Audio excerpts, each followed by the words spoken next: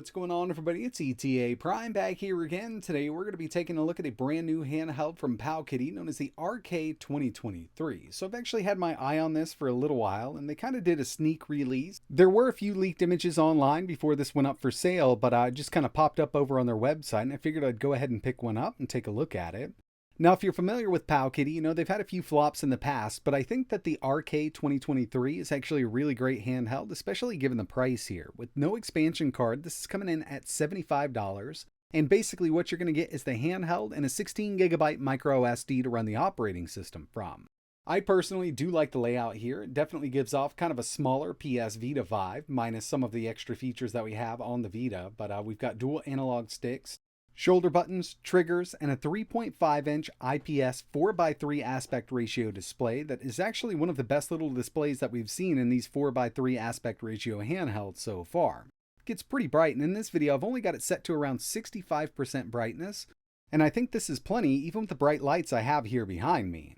Now, inside of the box, obviously, you're going to get the handheld itself, a user manual, and a USB Type-C cable. Now, depending on the version you get, some of these do come with an expansion card up to 128 gigabytes, but every single one of them is going to come with a 16GB micro SD card with our operating system pre-installed, so you can actually get up and running pretty quickly with a unit like this, even if you go with the cheaper model.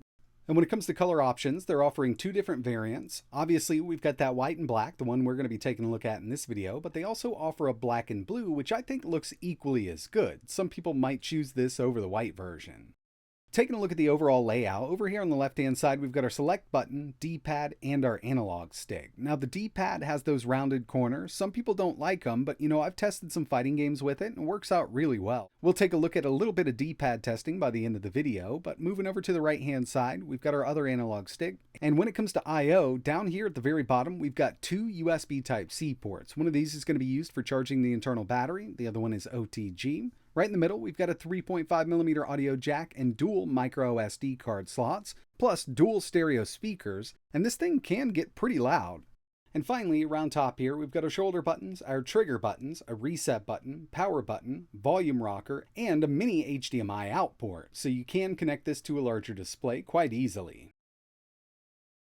And when it comes to the specs for the CPU, we've got the RK3566. We've seen this in several different handhelds, so it's kind of fleshed out. And when it comes to the operating system here, we've actually got a lot of systems that run quite well due to optimizations from other systems running the same chip. It's got 4 cores at 1.8 GHz, a Mali G52 GPU, and 1 GB of LPDDR4 RAM, a 3.5-inch IPS display at 640 by 480. And this is definitely one of the best 3.5-inch displays that Powkiddy has used so far in any of their handhelds. I personally love the color representation and brightness of this unit. Dual 1-watt stereo speakers, a 3500 mAh battery, and they're claiming 8 hours of battery life out of this thing. And you can charge it up in 2 hours using a 5-volt 2-amp power supply. Obviously, we've got those dual micro SD card slots, and out of the box, this was actually running Gel OS, but I'm sure we're going to see more Linux-based operating systems that can run on this unit. Would have been nice if they had a dual boot system with Android, but one thing they did leave out of this unit to keep the price down was Wi-Fi and Bluetooth, so we have no connectivity other than USB. So I've actually had this in my possession for about the last 4 days. I've been messing around with it quite a bit. I've changed up the theme here. There's several installed right out of the box, and all we need to do is just go right into the settings, UI, and we've got a lot to choose from. Now again, I want to mention it, this isn't the most powerful handheld on the market. Remember, we've got that RK3566, so basically we can do up to PSP, and even with PSP, some of the harder to emulate games are going to struggle, but we've got N64, Dreamcast, Game Boy Advance, PlayStation 1, PC Engine, Neo Geo, CPS 1, 2, and 3, and basically any of the systems that kind of scaled perfectly to a 4:3 aspect ratio display are going to be fully playable on this device, so we've got thousands and thousands of games that we can emulate, but don't expect to go in here and run, let's say, Chains of Olympus at full speed with no frame skip on. But one thing I really love about this is the display itself. Now, I'm at 65% brightness. You can go all the way up to 100, but I'd say 65% is good here, and it's going to also give us really great battery life. I've averaged 7 hours and 20 minutes out of this unit at 65% brightness. So with that lowered down, and depending on what systems you're emulating here, you could definitely get 8 hours of gameplay out of this unit. And speaking of gameplay, I did want to go through a few of these systems and show you how this performs. So we're going to start out here light with Game Boy Advance.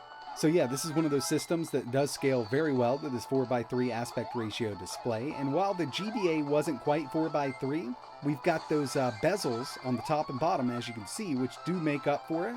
I think it looks great here. And another thing I really love about this are the built-in speakers. They can get really loud. Right now I'm at 50% volume, and this is plenty for me even in a noisy situation. Now it will get a little distorted over 80%, but up to 70, this sounds amazing.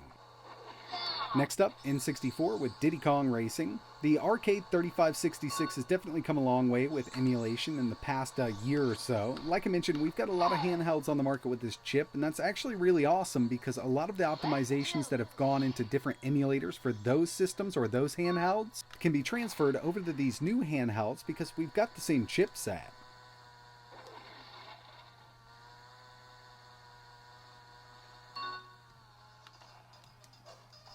PlayStation 1, another one I always like to test. I know it's not the hardest one to emulate, and we've got lower end systems that do it well, but some of these games do struggle on different devices. When it comes to something like Bloody Roar 2 or even Tekken 3 here, we've got full speed emulation with the RK2023.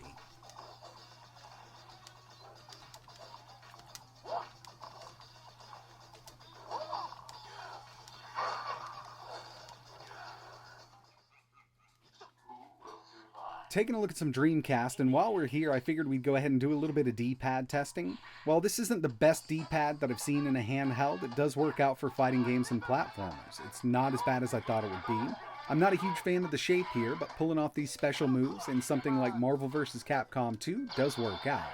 And for this Dreamcast game, we're using the Flycast core. Right out of the box, frame skip will be enabled. You could always turn it off, but you know, with frame skip enabled, you're going to get that lower frame rate, but it still kind of evens out. It's not as bad as some other systems that we've seen frame skip with.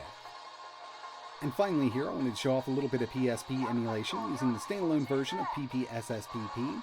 The original PSP screen was not 4:3, but as you can see here, it has scaled to a 4:3 aspect ratio, which might make some games look a little squished, but you can always disable this from the settings in the standalone version of PPSSPP. I just kind of kept it here because it doesn't bug me as much as some other systems.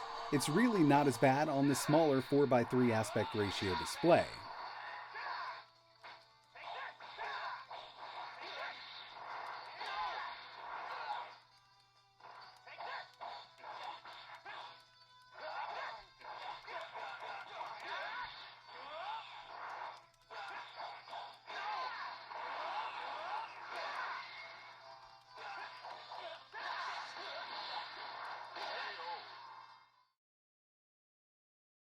Okay, so first impressions here, I do like the layout. I know it's not going to be for everybody, but it does kind of give off that PSP or PS Vita vibe and just kind of a smaller form factor.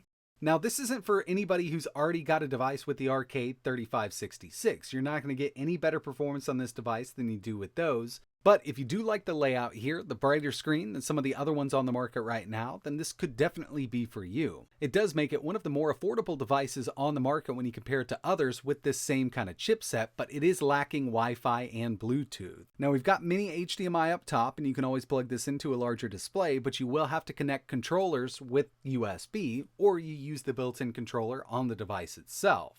But again, you really got to keep in mind what you can emulate up to. At $75, it's not bad for the systems we have, but if you took that money and just waited for a new handheld to come out or put it towards a more powerful device, you could definitely get a lot more emulation and even PC gaming out of the way on an x86 platform. But in the end, it's always up to you. Are you looking for a very pocketable, portable device that has really great battery life and a decent 4:3 aspect ratio display? Then the RK2023 could be for you. Or are you looking for something that's a bit larger with a lot more power? But that's going to wrap it up for this video. Really appreciate you watching. If you're interested in learning more, maybe even picking up an RK2023, I'll leave some links in the description, and I'm going to keep my eye out for different operating systems or different distros for this. Unfortunately, we don't have any internal storage, so we're not going to be running Android on this, but there's several other Linux variants out there I'm sure we'll see come to this device. And if you've got any questions or you want to see anything else running on this, just let me know in the comments below. But that's it for this one. Like always, thanks for watching.